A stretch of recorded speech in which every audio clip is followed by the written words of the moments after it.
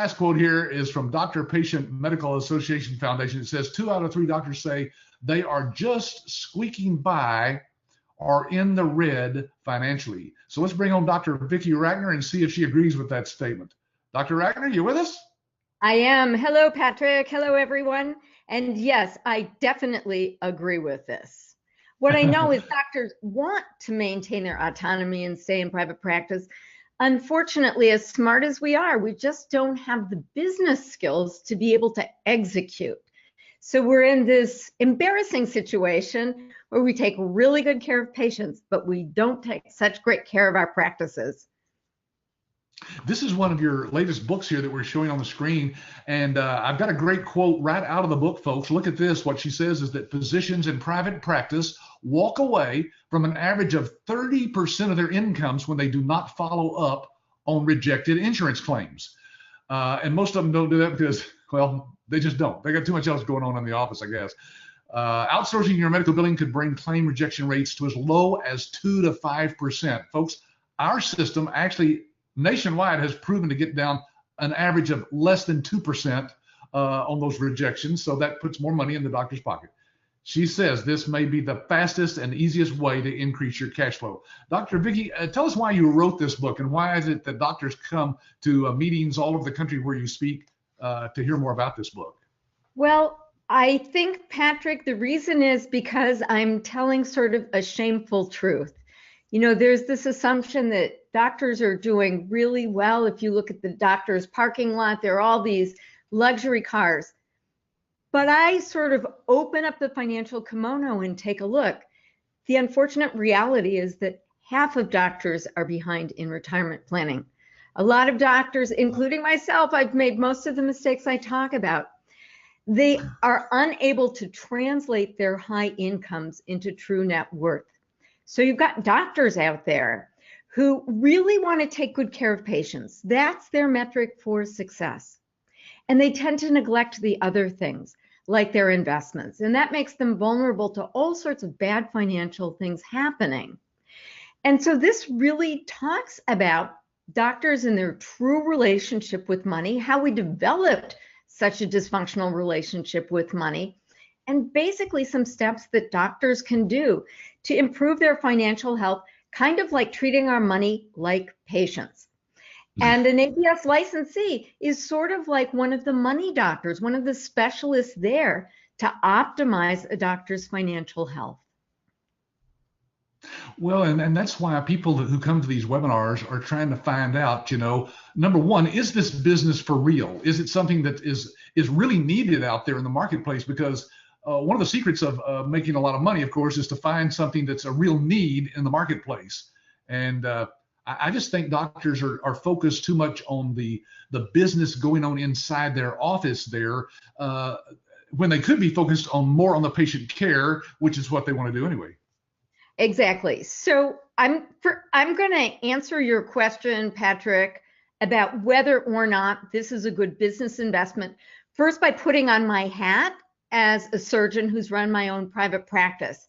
But then I'd also like to put on the hat of entrepreneur because, as you know, I've made investments in numbers of businesses over the past decade.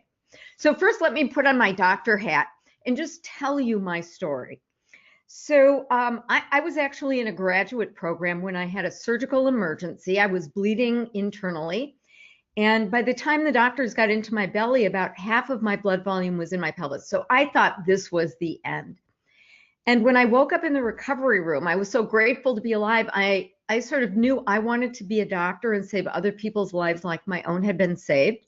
Not surprisingly, I became a surgeon, and I knew that I wanted to go into private practice, but I wasn't quite ready to just strike out on my own. So I joined another partner, Dan. And Dan had been in practice a long, long time. And, you know, he was getting older. He wanted somebody to share call with him. He wanted somebody to share expenses. So I joined Dan. And a couple months after I joined his practice, his office person, Elise, who described herself as doing everything in the office except seeing patients, she handed in her notification. This was very upsetting. Elise did the billing. Elise did everything. So Dan's wife stepped in and she said, how hard could this billing be? I'll take some time off from playing tennis and I'll just do it. And you guys can invest your time looking for somebody else. Well, it took Dan's wife, I don't know, just a couple of weeks before she realized that the nature of this task was way beyond what she had ever expected. And in the meanwhile, our cash flow counted on getting money in for the insurance company. So if you're not billing things out, you're losing money. And that we actually had to make an owner investment to meet our quarterly taxes. That was bad. So we did we hired a temp for a while, and that was another drama. We found out that she was a convicted Medicare felon. And finally we got settled. And around that time, I was offered an opportunity to be part of a multidisciplinary breast center at the second hospital at which we took calls. So I broke off from Dan and I set up my own office. And just based on my experience with him, I made one decision that turned out to be the decision that really transformed my own practice success, which is that I was going to outsource my billing. I just did not want to see the kinds of problems that I had in Dan's office. What happens if somebody quits? What happens if somebody goes on vacation? And so I knew that's what I wanted to do. Well, how did I choose my person? Well, the same way doctors always choose somebody. I checked with somebody that I knew and trusted.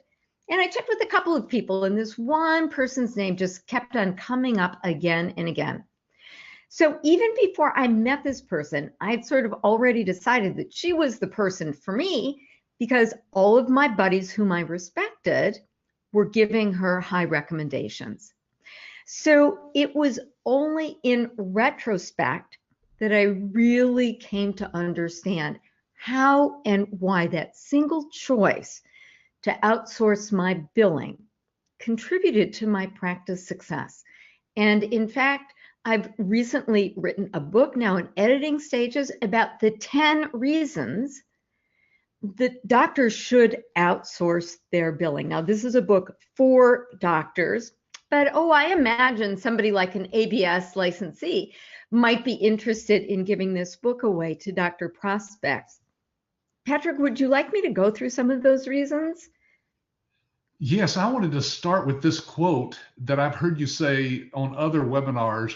The physician's pain is your opportunity. Can you kind of explain what that's all about there? Right.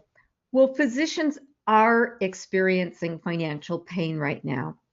And what's happened is that it used to be really easy to build wealth in medicine. Like the generations before me, you were almost guaranteed that you would be wealthy, even if you invested in dumb doctor deals, even if you made some pretty bad mistakes. The profit margin was there. But it's not like that anymore. What's a dumb doctor deal? A dumb doctor deal is the kind of investments that we talk about, like in the doctor's dining room. Yeah, invest in this marijuana farm and get 100% return on your investment. I mean, there are things that are not vetted and they're just stupid if you stop to think about them. But we all do it. And why? It's because we follow the advice of people we trust. And just because we might trust a cardiothoracic surgeon to take good care of our patients doesn't necessarily mean that we can trust a cardiothoracic surgeon to vet a great business opportunity. So, okay, I get it. Yeah. All right. Let's see some of those reasons. Let's talk about some of those, because these reasons, by the way, are based on the book that you're writing. And I think they're fantastic. I, of course, not being a doctor myself, I would not even think about these things. Let's start with this first one. Use the right person to get the job done right. Right. Well, when Dan's wife came in to do the billing, I got a sense about the level of complexity of billing. And I also got the sense that this is like, other than treating patients, this is the key function in the practice. If this doesn't happen right, nothing's going to happen right. And then doctors get unhappy and they feel like they've got to sell their practices to the hospitals or clinics and become somebody's employee. And I don't know about you, but I did not go to medical school to be somebody's employee. I treasured my autonomy. So I'm a big believer that if you want to get the job done right, it's worth it to make an investment in the experts. Like I could go on LegalZoom and I could have contracts drawn up. I guess I could go on TurboTax and do my own taxes. But what I believe is that experts get the job done better. So when I started my own practice, I knew that I wanted to use the billing experts. It turned out that for me, if I compared the cost of keeping my billing in-house, which I thought was a bad idea for a number of reasons, even if I did that, it made more financial sense to outsource my billing. That's who the experts were. That's how I was going to get paid the most from insurance companies. And I'm a big believer in doing that, letting the experts do their job. So my expertise when I ran my practice was operating on patients, was curing their breast cancer. I didn't want to become the expert on filing insurance claims, but I wanted to trust that I had hired the right person to do that. So that basic idea of going to the experts contributed to my success. Yeah, that makes sense. And by the way, this book that's going to come out, as I think you mentioned earlier, it's going to be used by our licensees as a marketing tool. In other words, they'll be able to put their name on the front cover of the book along with you. And it will also be something that they'll use as kind of a business card to hand out. And so anyway, I just thought I'd throw that in. We're going to talk about another book that's already published that you can do that with too. All right, let's talk about number 2 here. Create checks and balances to prevent fraud and theft. What does he mean by that? So as far as I'm concerned, doctors have a big target on the back of their white lab coat and it says, sue me. So all sorts of people want to go after doctors. Lawyers want to sue them because that's where the money is, right? And so a lot of people know that since that's where the money is, that's probably a good place to bring a scam. And we know that of all of the businesses that there are, doctors' practices are targeted by theft and fraud. In fact, when I go back and I look at my early experience with my first partner, Dan, what I believe is that probably Elise was embezzling from the practice and she sort of sensed that she was going to get caught because I started asking questions about cash flow. So I think that that's why she left the practice. There are all sorts of warning signs that I see in retrospect. But one of the great things about outsourcing billing is you put in a system to keep honest people honest. I mean, I was careful to vet employees, particularly, like, as I said, the temp agency sent us a Medicare felon. But even if you do your best to vet somebody, putting proper systems in place is important. So I valued that about my choice to outsource my billing.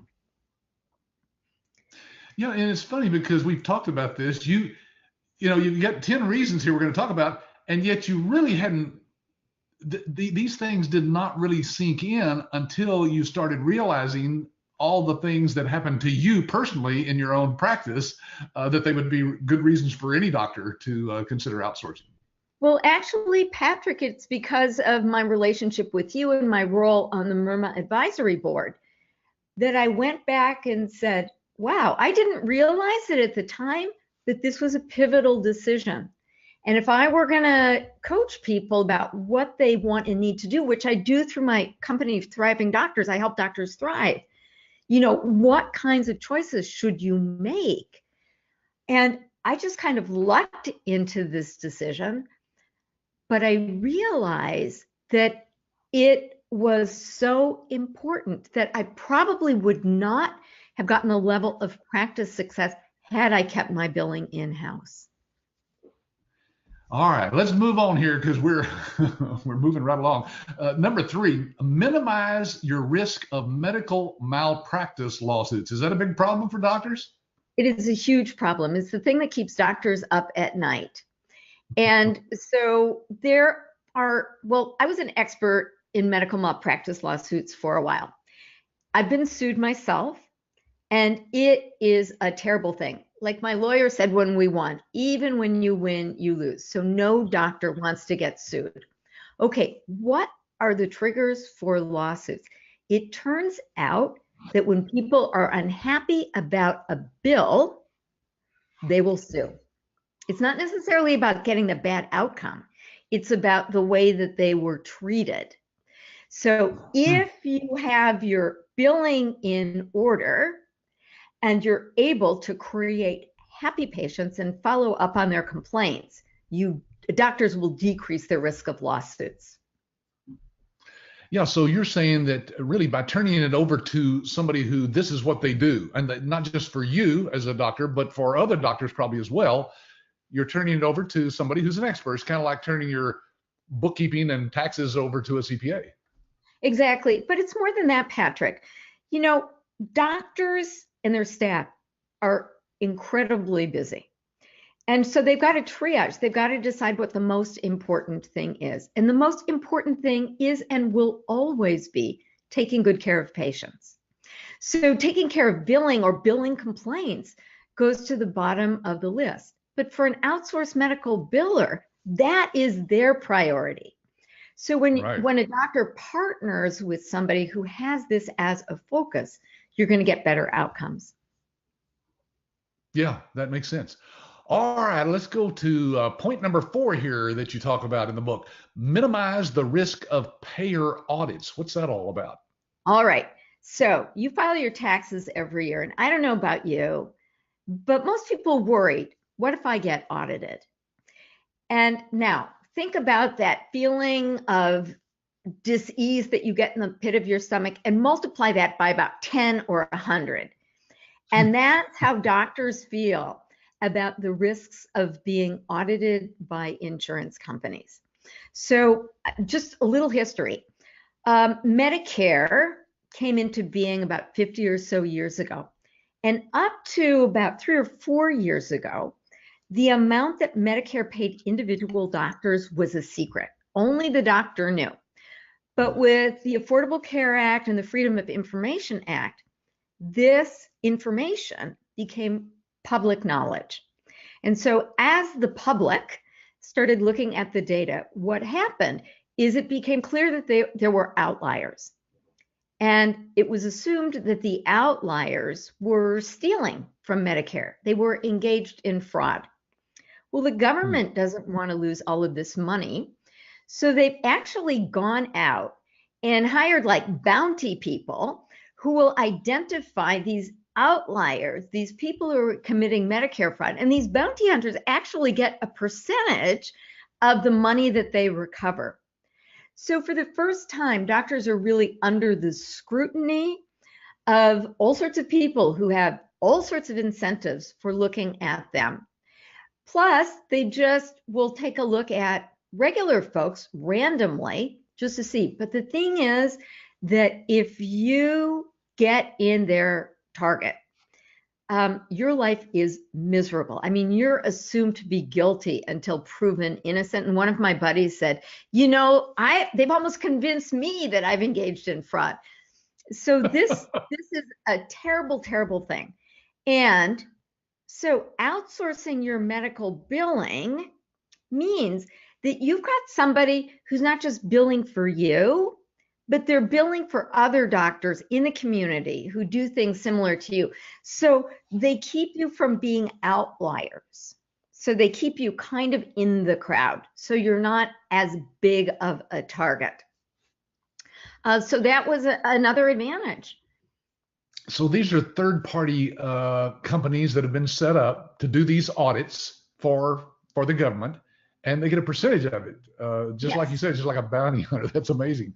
Because I guess doctors, if they use the wrong codes or if they're overcoding, maybe when they, should be saying they saw the patient for 10 minutes when they billed for 30 minutes, that would be a violation, I guess. Right. Well, it's kind of a secret what these trigger audits are. But you talk to enough doctors and you see trends. And being an outlier in medical billing practices, overcoding or the volume, I mean, that will put you under scrutiny. And you want to do everything you can to stay out of that limelight. It makes your life Yeah. better. Right. Stay out of it. That's the good way to put it. Stay out of the limelight. You don't want to be in the spotlight. Okay. By the way, I had a question coming here from Sherry. Sherry, we'll address your question here just a few minutes. Number 5, make smart investments to help you work smarter, not harder. Now you mentioned the dumb doctor deals earlier, so I'm assuming there's some smart investments that doctors make too. Well, there's investment in the practice. So in a sense, one way that I looked at my practice is that I was making an hourly rate. And I got different levels of satisfaction from doing certain things. So what I really appreciated is I got productivity reports. It told me how many of certain cases I was doing and then how much revenue was generated. And that gave me the information that I got to decide, okay, what kind of patients do I really want to see? What kind are most profitable? And sometimes there's a trade-off. Like I would donate my time to serve the indigent at a free clinic. So finances is not everything. But with finances, you can make informed choices. And so it really helped me decide where I wanted to take my practice. Yeah, and that's a good way to think about it, is that you're investing in yourself by investing in your practice, no matter what investment that means. And the neat thing is that I don't know about what kind of numbers you got from your medical billing company, but we can show doctors usually that by outsourcing, they're actually saving money over what it costs them. People don't realize the overhead in a doctor's office, do they? That is definitely true, Patrick, but I'm talking about value beyond that. I'm talking about, do I want to work with Medicaid patients? I'm talking about, do I want to see more breast cancer patients? Like, what is my hourly wage for seeing a breast cancer patient versus a colon cancer patient versus, well, I won't even say it. I would say it with other doctors. But the typical Friday afternoon case, what I'll say it, was butt pus. So how much would I make draining butt pus on Friday afternoon? And wait, can you say that a little slower? What is that butt what? Butt pus. So people get perianal abscesses, always on Friday afternoons. Oh, wow. And that's not something you want to spend time with, basically. I can imagine. Well, if you get paid enough money, maybe you'd want to. Yeah. But so with each patient that I saw in each diagnostic code in each procedure, I could see how much money I was making, and then I could sort of assign the level of reward that I was getting. And then I could modify what I was doing so that I was in my sweet spot. I was doing things that I really enjoyed and things that I was getting paid well to do. And this was a reasoned decision. This wasn't just an emotional decision. So it helped me attract my ideal patients so that I could spend more time enjoying the work that I did. I'm sure the people listening to this are not kind of wrapping their head around this as much as you and I, because we know that a good practice management system can provide the kind of information that you need. The problem is that if the doctor is having it done by his own staff, he usually doesn't get any of that information from the doctor. It's not going to get done, and it's not going to get done right. It just isn't. Plus, the technical staff is there because of their clinical expertise. It's not because of their business acumen. So my outsourced biller would sit down with me and we would go through these and we would talk about practice development that was evidence-based, that was guided by the actual numbers. And I just don't think that most doctors can get that kind of expertise, from their receptionist who's doing the billing 10 hours a week. Right, exactly. Yeah. All right, let's go on to number 6 here. Assure your practice runs smoothly when the staff goes on vacation, gets sick, or quits. That's a big problem if they have somebody doing the billing that says, I'm going to take a week off. It is. And so we could plan for vacations, right? But we couldn't plan if somebody's father had a heart attack and they needed to leave, or some emergency came up. And I'm so blessed that I was able to work with such wonderful, wonderful people. But things happen. And I did not want my revenue to be a victim of somebody's family illness or somebody's need to move to another city to follow their husband. I wanted my billing to just click day in and day out, no matter what was happening in my office. Yeah, because it's all about cash flow, isn't it? You got to have an even cash flow. If there's real highs and then down lows, you better have saved some money to be able to pay, your salaries and overhead. Right. And I don't know if anyone on the line has ever been worried about money, but if you don't know how much money you're going to be making in the next 30 or 60 days, it's like a constant source of stress. We know that we shouldn't drive in text, it's distracted driving. I think worrying about money is distracted doctoring. So when you got your cash flow under control, you have more of your attention pie to devote to the things that are most important to doctors, which is patient care. Yeah, patient care. That's the specialty that the doctor trained for, and that's what they should be focused on. Okay, number 7, protect the privacy of the patients and yourself and avoid HIPAA violations. Now, most people on here have probably signed something that said, yeah, here's the HIPAA, policy inside this practice. Can you explain why they would be needing to be protected from violations? All right. So just in the spirit of fairness, everyone wants their medical records to be private. And this HIPAA law is a set of standards that will assure that somebody can't rifle through a doctor's trash and get somebody's medical records. It's kind of like your financial records. You don't want to just give that to anybody. Right. So there are requirements about how that is done. And violations of these HIPAA codes can be very costly for doctors. I had a buddy whose office manager went on vacation. Her laptop was stolen, which is just a real problem. But patient records on there, and get this, it's a $250,000 fine per every unsecured medical record. So that doctor was in serious trouble. This is serious business.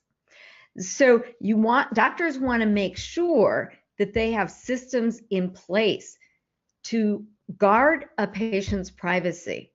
And like there are doctors who will outsource like to India, and the records are not necessarily in the cloud. And what if somebody gets those records? Just think about it, $250,000 fine per record. So knowing who's in charge of your billing and making sure that the records are secure has financial implications for the doctor.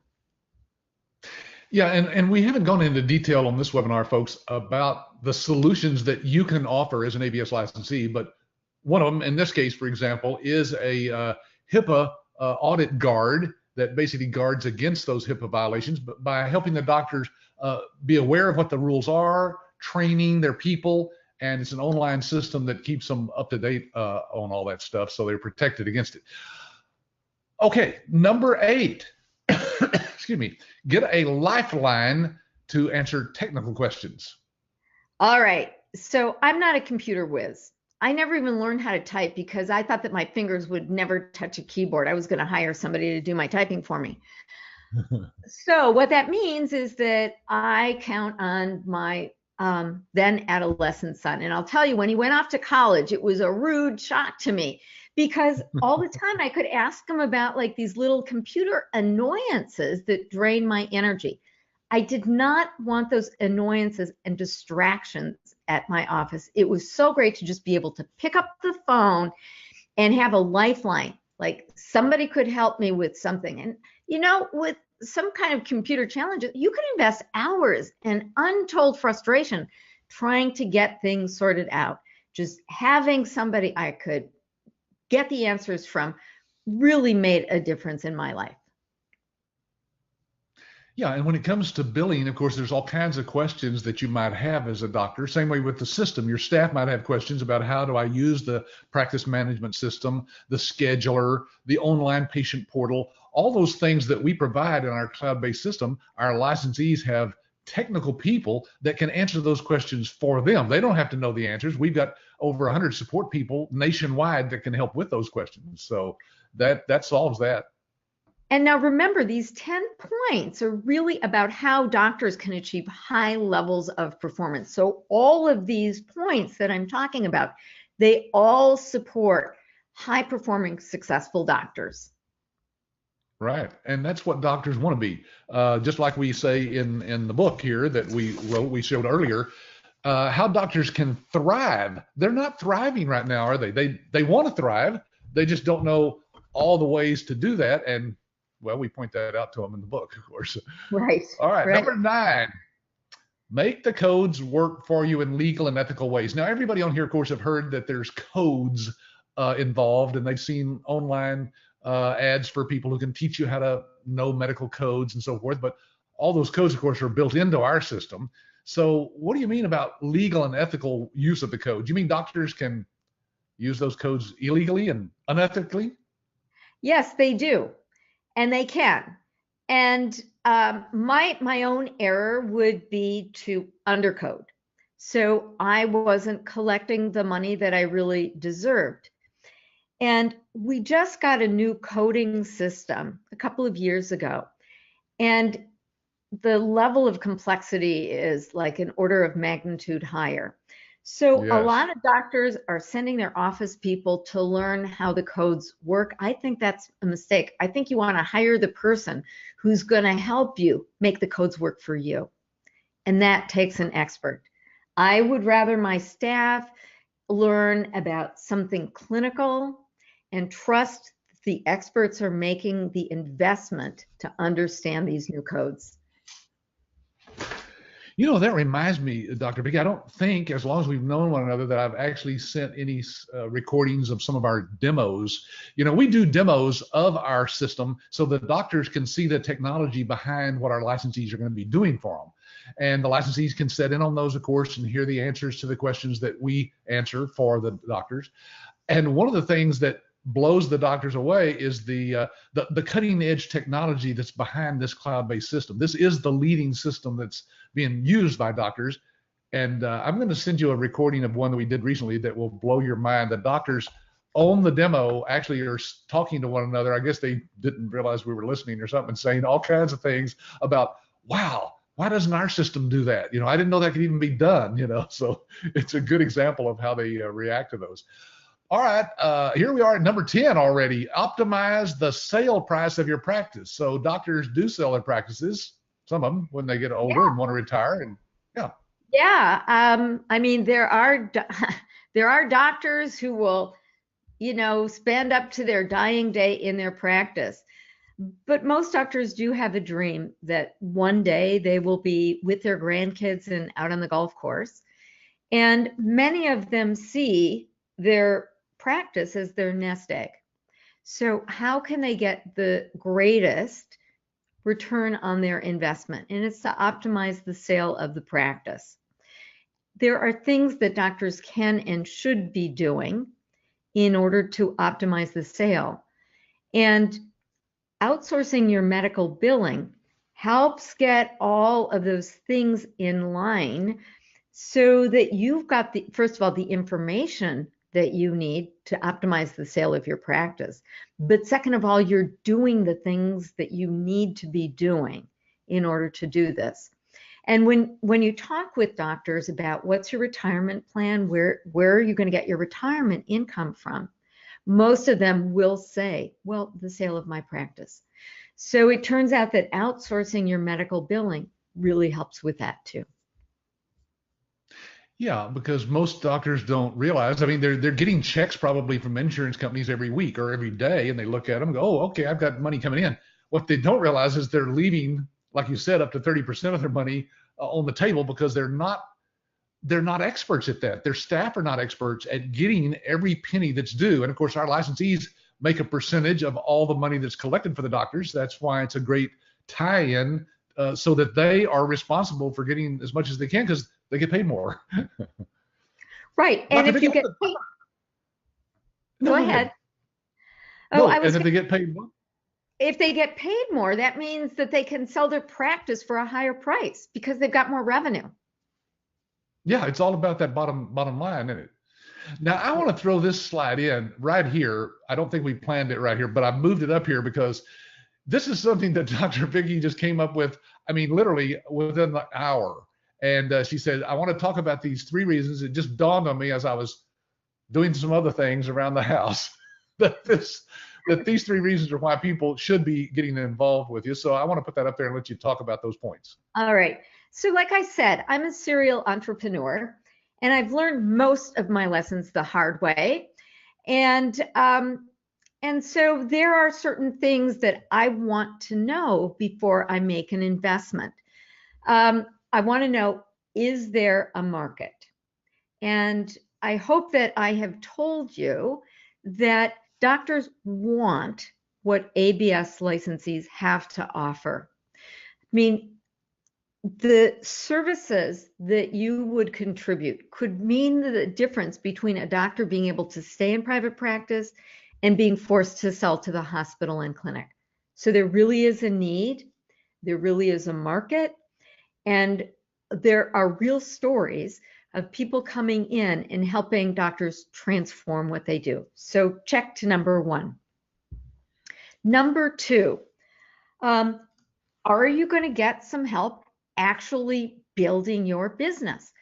If there's anything that I can share with you, probably the most important thing to tell you is that when you look at the world, each person is wired differently. And for today's conversation, I want to tell you that you as an entrepreneur are wired like a suit. You have a business mindset. You're here because you want to see, does this investment make business sense? Your clients, your buyers are white coats. They are not people with business backgrounds. Right. Different things inspire them to take action. And one of the things that ABS does is they help you talk to doctors so they listen and show you what you need to say in order to push the doctor's buy button.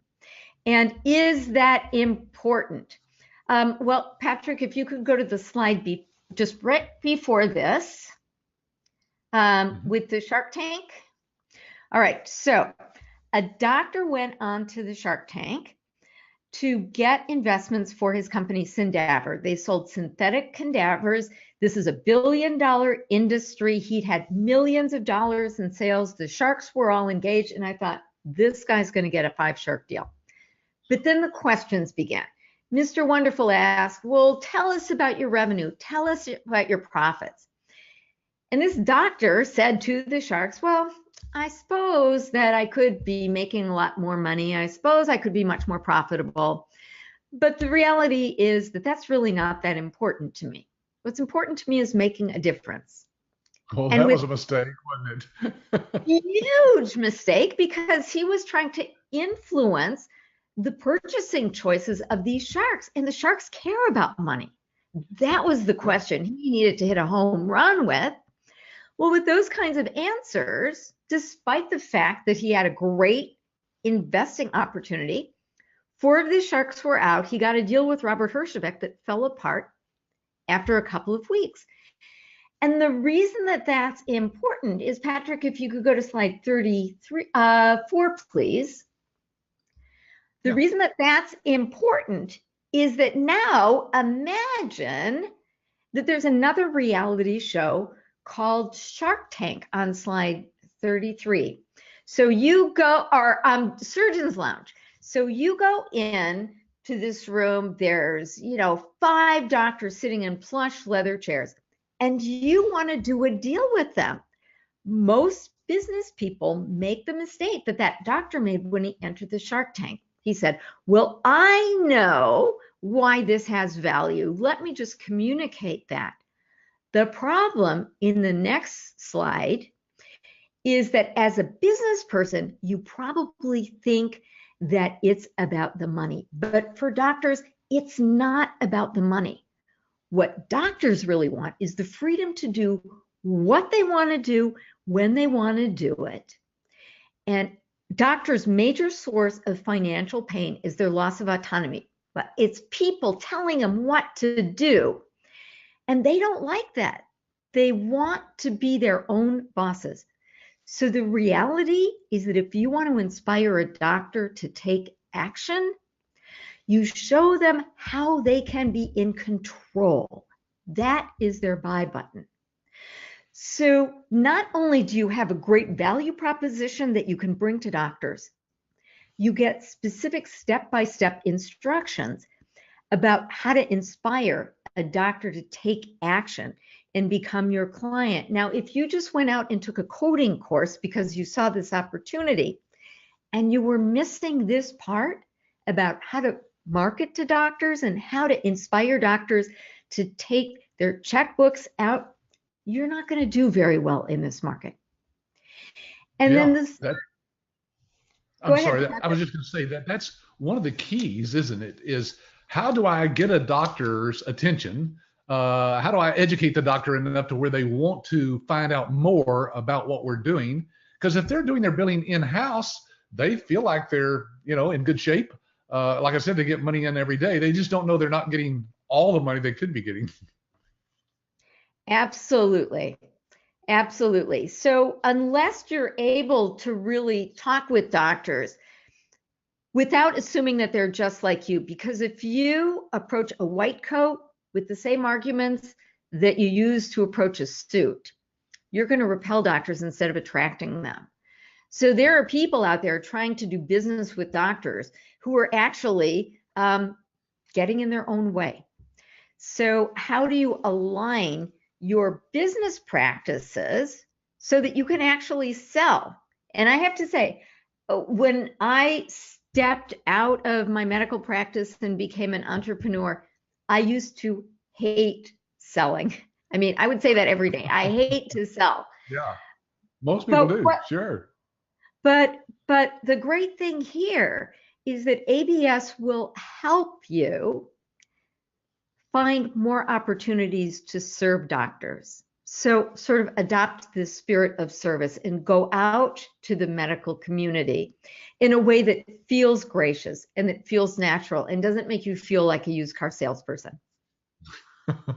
Well, and that's, of course, what you have helped us with, Dr. Vicki. I mean, when we first met you a few years back, it was amazing to me as to what you were doing with other people who want to connect with doctors and sell them their services and products. And so, you are the expert. That's why when we published this book together, as you can see, folks, we both contributed to this book. But look at the very bottom of it there.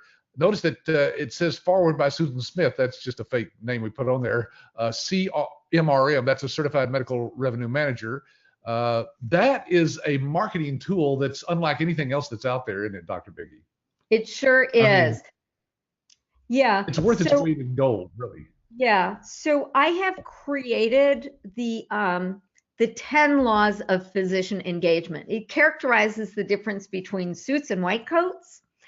And one of those laws is that the most influential person in a doctor's life is another doctor. So ABS licensees basically get shoulder to shoulder with me, that I become sort of part of their brand, if you will. And having a doctor behind you is powerful stuff. One of the biggest complaints is, well, like, how do I need more doctors? And the reality is that the barrier to entry in the medical market is high. These gatekeepers are like an offensive line in the NFL. And having a doctor on your team is like opening up that red velvet curtain. So having the credibility, not just having your name on the front of a book, but having your name on the front of a book with a doctor. And of course, Patrick, because look how handsome he is. But that is really important stuff. It's stuff that opens doors and helps doctors see you in a whole new way. And Patrick, you were telling me about the kinds of results that your licensees were getting using this as a marketing tool? Yeah, it's incredible. I talked to a lady, I think I interviewed her a few weeks back, that said she just took two copies of this book and gave them out to two different doctors that she was wanting as clients. And we teach them how to mark them up and highlight certain things so the doctor doesn't have to read the whole book. But both of them read those highlighted sections and called her up and said, "We want to engage with you." And she got them both as clients. So that doesn't happen every time. But I mean, the fantastic results we're getting from this one marketing tool alone is incredible. And then, of course, Dr. Vicki, like we said, she's actually partnering with our licensees. And so being a part of the Medical Revenue Management Association of America, she is basically writing letters of introduction for you to the doctor in your community. And it's incredible because she's introducing you basically and saying, here's somebody that's a part of an organization that I believe in, that I think they have the integrity that you need to do business with. And it's working, Dr. Vicki. They are just fantastically thrilled that you've written these letters of introduction. It's a pleasure. And I'll tell you why I'm doing it. If you send a letter to a doctor's office, probably the doctor has the receptionist opening it. Now, I hired my own receptionist, and she knew that her job was to make me happy. And there were a couple of ways she could make me unhappy. She could make me unhappy by letting salespeople get through because I didn't want to be troubled with anyone selling me anything. I just wanted to devote my time to taking good care of patients. So that's one way. But the second way she could get in trouble is not passing things to me that I would want to see, like a book or a resource. And no gatekeeper is going to throw away a letter from another doctor because they get in trouble for that. So Sure. Your letter or your brochure might go into the circular file, but mine's going to get through to the doctor. Yeah, and it has every time because, again, it's on your letterhead, it has your signature on it, and the doctor knows that you would not be introducing them to somebody unless you believed in what they do. And that kind of goes back to that one thing that we were talking about there, the last point about the organization of integrity. And I really appreciate what you said to me earlier, if you don't mind sharing that with other folks, Dr. All right. Rackner. Well, I've had enough experience to know that when you make an investment in an opportunity, you're aligning your reputation with others. And I was telling Patrick about a recent experience with somebody who turned out to be a sociopath. I had worked with him for a couple of years. He had actually hired me to help him with a book. And he created the circumstances in which I moved forward without getting paid first. And he didn't want to pay me. And I'd already delivered work product. Now, in retrospect, when I look back, I see that I should have trusted my gut, that there was something not quite right about him, that I thought, okay, let me be a trusting person. And I trusted a sociopath. So I got kind of curious about sociopaths, and I did a little research. 1 out of 250 Americans is a sociopath. So if you've ever had an occasion to, put your trust in somebody who's not really worthy of trust, you know exactly how I felt. It's embarrassing. It made me angry. And I've known this guy for a while. And so my radar is up, and I'm careful about whom I choose to do business with. And Patrick and ABS, I've had enough experience with them to say that these are people of integrity. These are people who do what they say they're going to do. They're always looking for ways to they're always looking for ways to improve the condition of their licensees. And so you want to go and talk with other people who've actually worked with them, and go to the Better Business Bureau and do your due diligence, because your reputation is tied to ABS's reputation. But as you do this, you're going to hear more and more stories like mine. This is the real deal. And whatever business investment you go with, I would really encourage you to go with people who are the real deal.